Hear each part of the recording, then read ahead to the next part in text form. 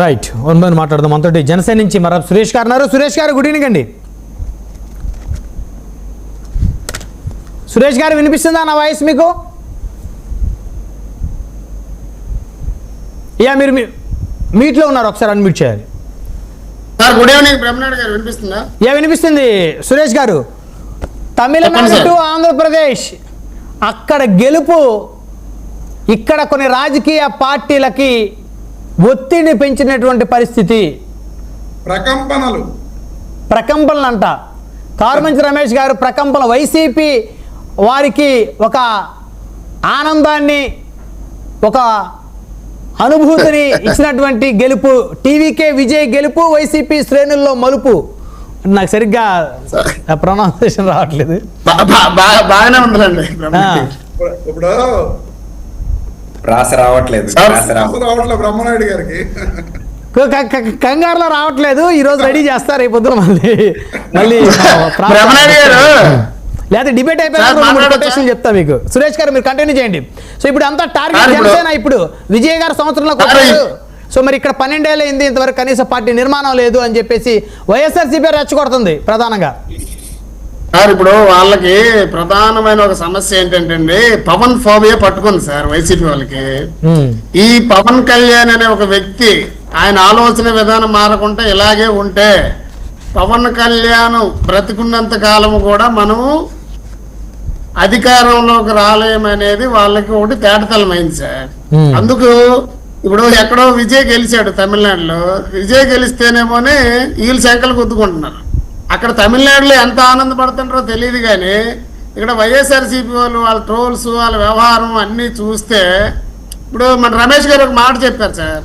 రమేష్ గారు ఏం చెప్పారు సార్? ఇప్పుడు ఎవరో ఒక అభిమాని ఇచ్చిన ఫ్లెక్సీ చూపించాడు, తప్పు లేదండి. ఎందుకంటే రాజకీయ నాయకుడు ఎవరైనా అలాగే వ్యవహరిస్తారు. ఎందుకంటే పవన్ కళ్యాణ్ గారి సభల్లో ఎంతో మంది ఎన్నో రకాలుగా చాలా మంది అభిమానులు ఆయనకు ఫోటోలు ఇచ్చారు.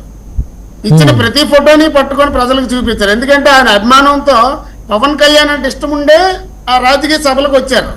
అట్ ద సేమ్ టైం సినిమాల్లో అభిమానించే వాళ్ళ హీరో ఉంటాడు కాబట్టి మావాడిని కూడా కలుపుకో, మావాడిని కూడా మేము ఆ యొక్క హీరో అభిమాని అయినప్పుడు కూడా నేను మీకోసం వచ్చానని చెప్పి తెలియజేసుకునే ఒక క్రమంలో ఆయన ఒక ఫోటో ఇచ్చారు. అలా ఎన్నో ఫోటోలు ఇచ్చాయి సార్ మనకి జనసేనకి.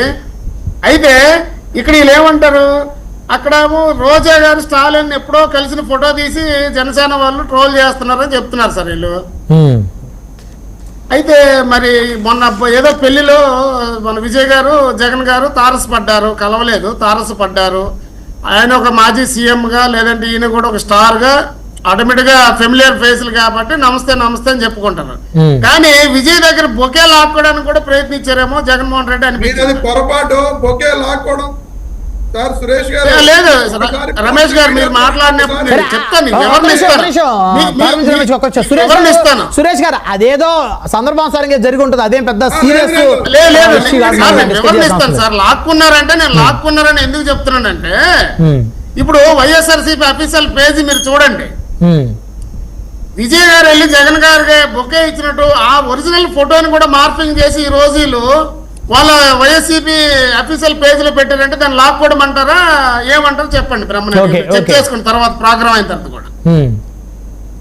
అలాగే ఇంకోటి, కాపులు బాధపడుతున్నారు, కాపులు ఈరోజు చర్చలు జరుపుకుంటారంటే కాపులే ఉన్నారండి. అంటే పవన్ కళ్యాణ్ కాపు సామాజిక వర్గానికి ఒక మూలకి కార్నర్ చేయాలని వైఎస్ఆర్సీపీ వాళ్ళు ఎప్పటి నుండో ప్రయత్నిస్తున్నారు. వాళ్ళ తాలూకా స్ట్రాటజీ ఏంటంటే పవన్ కళ్యాణ్ అక్కడే ఉంటే మనం అధికారంలో ఉండొచ్చు, పవన్ కళ్యాణ్ ని ఒక కాపు సామాజిక వర్గానికి మాత్రమే ముద్రేసిస్తే ఇది ఎప్పటికీ అన్నిటికీ కూడా అధికారంలోకి రాలేరని. ఇది ఈ రోజు కాదు సార్, పవన్ కళ్యాణ్ గారు ఒక్కనే కాదు, ఆ రోజు చిరంజీవి గారు పార్టీ పెట్టినా అంతకుముందు మన ఎవరైతే మన కాపు సింహం ఆయన పెద్ద ఆయన ఉన్నారు కదండి విజయవాడ రంగా గారు, కానీ వీళ్ళందరినీ కూడా ఎప్పటికప్పుడు వీళ్ళు భూస్థాపితం ఏ రకంగా చేయాలి, ఏ రకంగా నాశనం చేయాలని చెప్పేసి రకరకాల ప్రయత్నాలు జరుగుతూనే ఉన్నాయి సార్.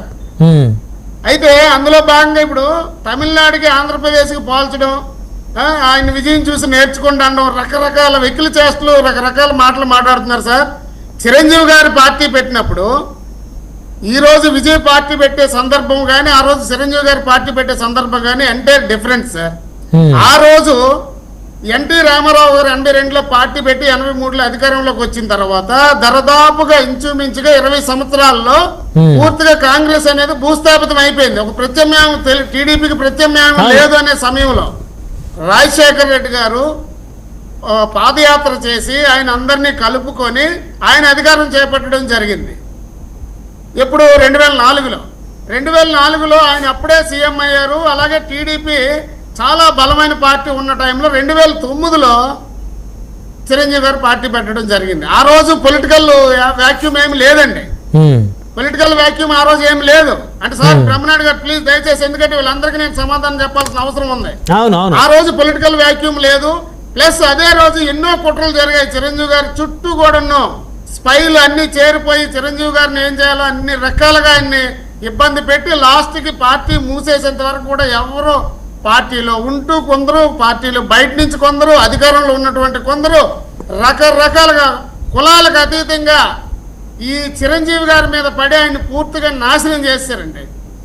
ఆ రోజు తర్వాత నుంచి కూడా పవన్ కళ్యాణ్ ఒక్కసారి అర్థం చేసుకోవాలంటే పిఆర్పి విలీనం తర్వాత, కాంగ్రెస్ లో విలీనం తర్వాత దగ్గరగా 2009లో అది జరిగితే 2014 వరకు కూడా ఆయన బయట ప్రపంచానికి సంబంధం లేకుండా ఆయనలో ఆయన మదన పడుతూ చాలా రకాలుగా ఆలోచించి, అంటే ఆ రోజు పిఆర్పి విలీనం ఆయనకి ఇష్టం లేదు, అది అందరికీ తెలుసు. కానీ మళ్ళీ 2014లో ఆయన పార్టీ పెట్టారు. పార్టీ పెట్టినప్పుడు కూడాను ఎలక్షన్కి 2 నుంచి 3 నెలల ముందు పెట్టడం జరిగింది. ఆయన 2-3 నెలల ముందు పెట్టేటప్పుడు ఈ రోజు ఆదరా బాదరాగా మనం ఏమైనా పోటీలోకి వెళ్తే మళ్ళా గతంలో జరిగినటువంటి ప్రమాదమే, 2009లో జరిగినట్టు ప్రమాదమే జరిగే అవకాశం ఉంది. ఎందుకంటే సార్ కాంగ్రెస్ భావజాలం కానీ, ఆ కాంగ్రెస్ నుండి కబ్జా చేసుకున్నట్టు ఈ నాయకులు కానీ